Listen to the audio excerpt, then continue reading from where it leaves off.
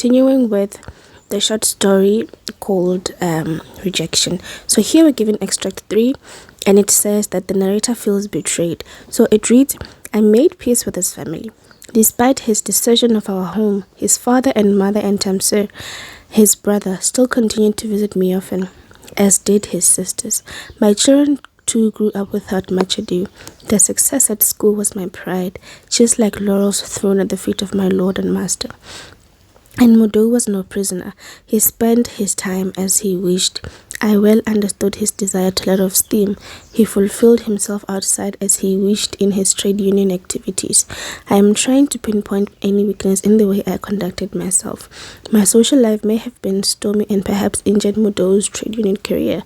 Can a man, deceived and flouted by his family, impose himself on others? Can a man whose wife does not do her job well honestly demand a fair reward for labor? Aggression and condescension in a woman arouse contempt and hatred for her husband.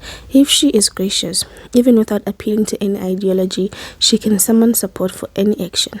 In a word, a man's success depends on feminine support, and I ask myself, why? Why did Mudo detach himself? Why did he put Benito between us? So this was just the narrator sort of reminiscing about the ways that she conducted herself in her relationship or in her marriage to Mudo, and she feels conflicted and disappointed, and she is also feeling betrayed since her husband decided to bring in a young wife into their marriage. So we have question 5.3.1 here, and it says describe the setting of this extract. Well, this is 5.3.1. Now, if you know that a question of a setting requires you to give both the time and the place during which the events happened, then you might be able to answer this question. So here we are going to say that the setting happens in the narrator's home.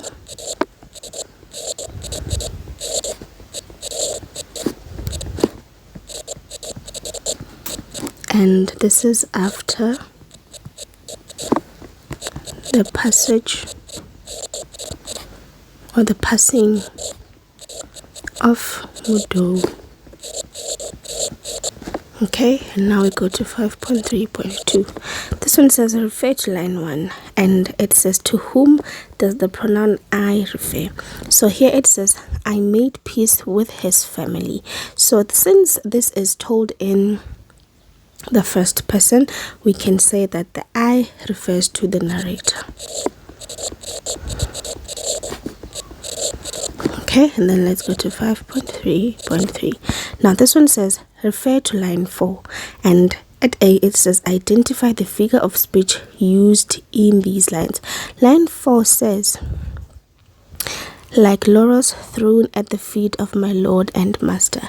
So any sentence that has the word like or the word as signifies the figure of speech as a simile. So here we're going to say that the figure of speech used here is a simile because of the word like.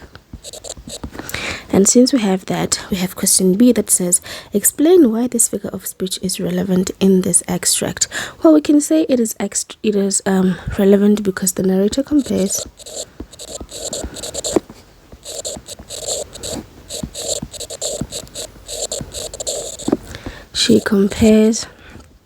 her pride that results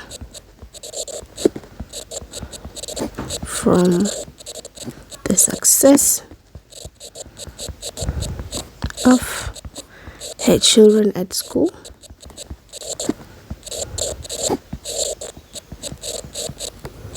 Now, what does she compare it to? She compares it to praises given to her husband. Okay, and now we go to 5.3.4. This one says, why is the following statement false? And it says, Mudo and the narrator were married for 10 years. Well, it is false because Mudo and the narrator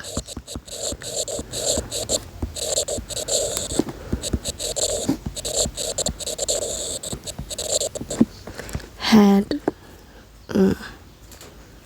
they had been married for 25 years. Okay, now we have question 5.3.5, and it says choose the correct answer to complete the following sentence. And it says an imam is a spiritual leader. So here we can say the answer is C. And then we go to 5.3.6, which says, what does this extract reveal about Mudo's character, and substantiate your answer? Well, if we reread the extract here, it says, I made peace with his family despite his desertion of our home. His father and mother and Tamsir, his brother, still continued to visit me often, as did his sisters. My children too grew up without much ado. Their success at their school was my pride, just like laurels thrown at the feet of my Lord and Master. And Mudo was no prisoner. He spent his time as he wished. I well understood his desire to let off steam. These words here, this sentence, signifies that, let's say, Mudo is selfish, and you can also say he is uncaring, since it says here that he deserted their home. And you can also say that he is unfaithful.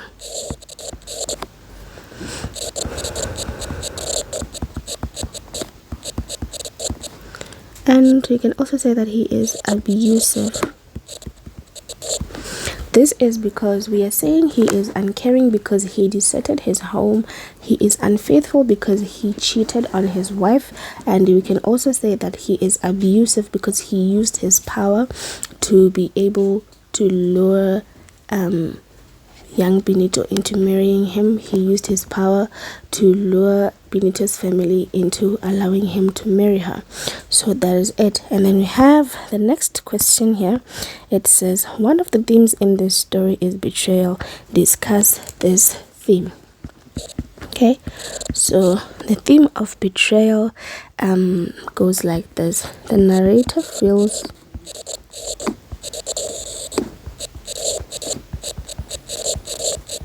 betrayed by her husband, who married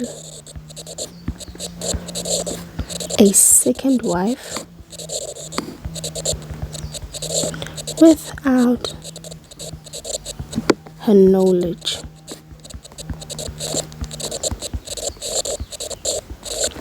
You can further say that Daba feels betrayed by Benito, who is also her close friend,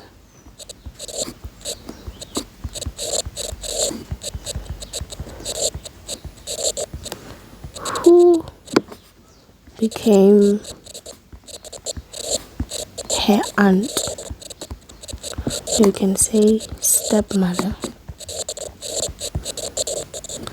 after she agreed to marry her father. Okay, that is the theme of betrayal. You can also say that the narrator also feels betrayed by Benito because she was loving and caring towards her and took on the role of a mother whenever Benito had come to visit her daughter at their house. Okay, so we move on to 5.3.8. It says, do you think Tamsir is justified in declaring his intention to marry his late brother's wife? Discuss your view. Whenever you're given a question to discuss, you must First, show whether you agree or disagree. So you indicate that by writing either a yes or a no.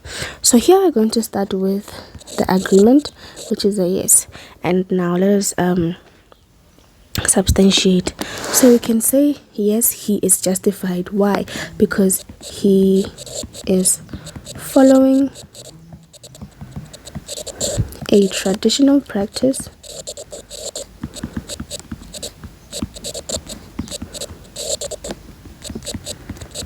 of inheriting his late brother's wife.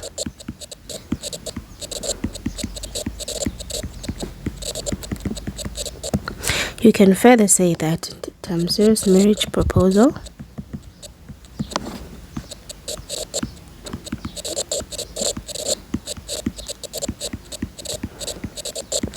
could be an honest declaration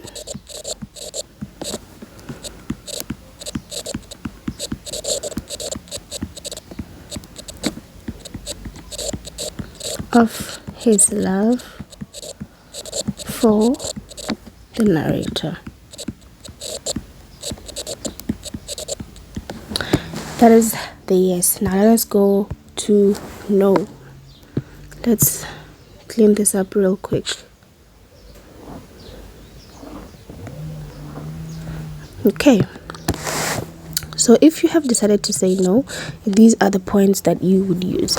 You would say that Tamsir's proposal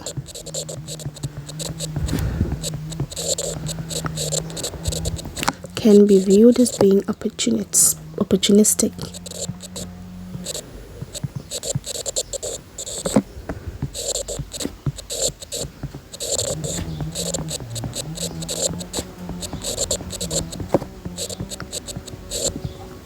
Considering the fact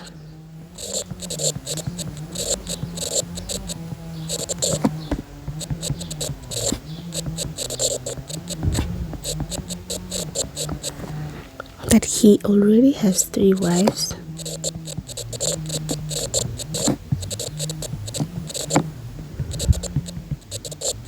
he cannot afford. You can also say that the narrator is still mourning her husband,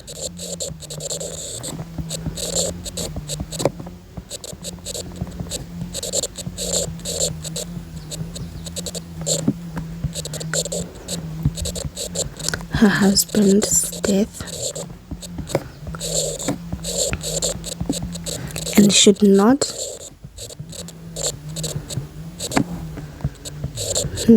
be expected to make decisions